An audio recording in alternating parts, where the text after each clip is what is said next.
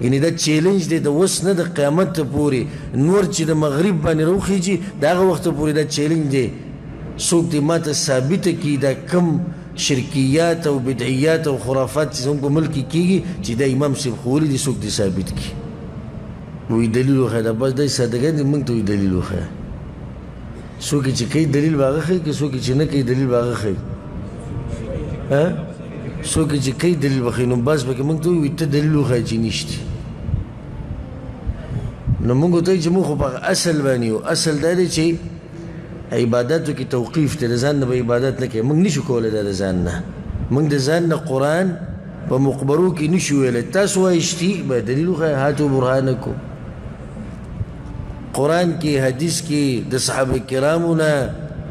د څلورو امامانو کې چا ویلي چا نه خو ثابت کړه که نه چغې ټوله ورځ موږ دا ووو او زموږ په ملک کې غټه خبره دقه دی چې موږ د چا په مذهب یو د امام صاحب په مذهب یو نو چېرته د امام صاحب مذهب خو په دې مسله کې هم ولټوئ که نه چې آیا امام صاحب دا ویلي دي چې قبرونه لاړ شئ او مقبرو ته لاړ شئ هلته تلاوتونه کوئ امام صاحب چېرته دا خبره کړې ده بیا دې ځای کې د امام صاحب مذهب ته نه ګوري بیا په دې ځای کې بیا د علاقې رسم او رواج ته ګوري او اصل وجه دا ده اصل خبره دا ده چې ټولو د خواهشاتو تابعداري ده د امام صاحب تابعداري پکې هم نشته د امام صاحب هسې راټینګ کړی دا یو حقیقت ته چې ووایم په هغې څه دلیل دی چې اصل د خواهشاتو تابعداري ډېرې خبرې چې کله امام صاحب یو خبره کوي او زموږ د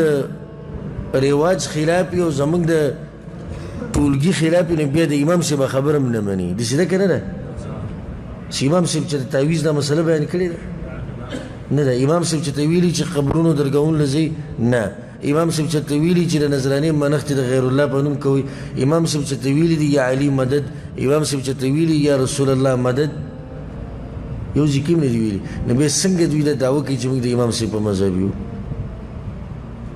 د امام صاحب مذهب ورته هلې رایاد شي که چېرته موږ د قرآن او حدیث مسله بیان کړو نو دی به د قرآن او حدیث په مقابله کې څه شعور را شروع کړي موږ د امام صاحب په مذهب په دې ځای کې ته رایاد شي امام صاحب مذهب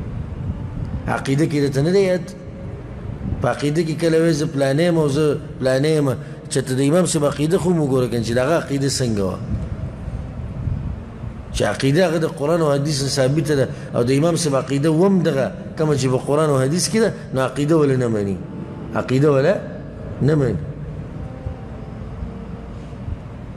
او ښه صفا وایي موږ په عقیده کې او په اصولو کې په ابو منصور ماتوریدي او ابو الحسن الاشعري پسې روان یو بیا په ماتوریدي او په اشعري پسې روان او په فقه کې د منځه او د اودس په مسایلو کې په چا پسې روان یو په امام ابو حنیفه پسې ښه د منځه او د اودس مسله غټه ده که د عقیدې مسله غټه ده د عقیدې غټه نو په عقیده کې ولې امام صاحب نه مني په عقیده کې ولې امام صاحب نه مني چې دغه ځای کې صرف مني نو دی دو کې یوه ده یا ستا عقیده خرابه ده او یا د چا عقیده خرابه ده د امام صاحب هغه کیدی نشي نو پاتې یوه شوه د چا عقیده خرابه ده ستا خرابه ده ستا عقیده خرابه ده ځکه د امام صاحب عقیده نه مني یعنې دا چیلنج دی د اوس نه د قیامت ته پورې نور چې د مغرب باندې راوخیږي د هغه وخته پورې دا چیلنج دی څوک دې ما ته ثابته کړي دا کم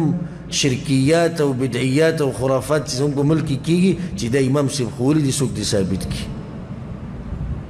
ما تاسو ته نور به د مغرب نه راوخیږي خو څوک یې نشي ثابتولی به داسې شي چغې وایي چې موږ د امام صاحب په مذهب یو نو قرآن په مقبره کې ویل څه دي ناروا دي حدیث کې دا راځي رسول سلم دا وایي د خپلو لا تجعلوا بیوتکم مقابر د خپلو کورونه مقبرې مه جوړوئ قرآن پکې وایي ګوره که عقل الله چاله ورکړی پوه شوي د خپلو کورونه مقبرې مه جوړوئ مطلب دی چې په مقبرو کې تلاوتونه نه کېږي تاسو کورونو کې تلاوتونه کوئ که تاسو په کور کې هم تلاوت نه کوئ نو ستاسو په کور کې او په مقبره کې څه فرق پاتې شو او دا زموږ په دې ملکونو کې چې کوي دا سورت یاسین راغستی دی زنانو د ځان سره او سحر سحر را رواني او دا اوومه ده او دا درېیمه ده او دا څلوېښتمه ده ما انزل الله بها من سلطان د الله په شریعت کې په دې باندې څه دلیل نشته دا ختمونه او دغه شان دا ختمونه چې قاریان راجمع کی او هغوی له سپارې ورکړي زمونږ دا دوره تفسیر چې الحمدلله په نسبت د نورو دوره تفسیرو په دې کې ګوره فواید ډېر زیات دي صرف دا بعض به دا وي چې بعض ځایونه پکې منځ کې پاتې شو ته د بعض ځایونو غم وړی بعض ځایونه به درته زه ووایم ترجمه به وکړم روانه خو دا چې کوم مسایل ته اوس ته بیان شو په دې دوره کې دا ته بل ځای کې نشي میلاویلی ما ته یو کس وویل سوره بقره تاسو سره پاس یو میاشت کې ختمه کړه ما ورته وایم عبدالله بن عمر په 9 کالو کې ختمه کړې وه په 9 کالو کې عبدالله بن عمر رضی الله عنه صرف سوره بقره ختمه کړې ده او ما ورته پوره قرآن چې دی نه په میاشت کې ته یو کړ وباسو ختم یې کړو خوشحاله یو موږ څه ختم کړو قرآن په دې قرآن کې سوچ کول غواړي د دې نه فواید او احکام راویسته غواړي ښه دا و د شیخ صاحب قیمتي بیان چې تاسو واورېدلو د دغه شان قیمتي بیاناتو لپاره تاسو زموږ سره اوسئ السلام علیکم ورحمة الله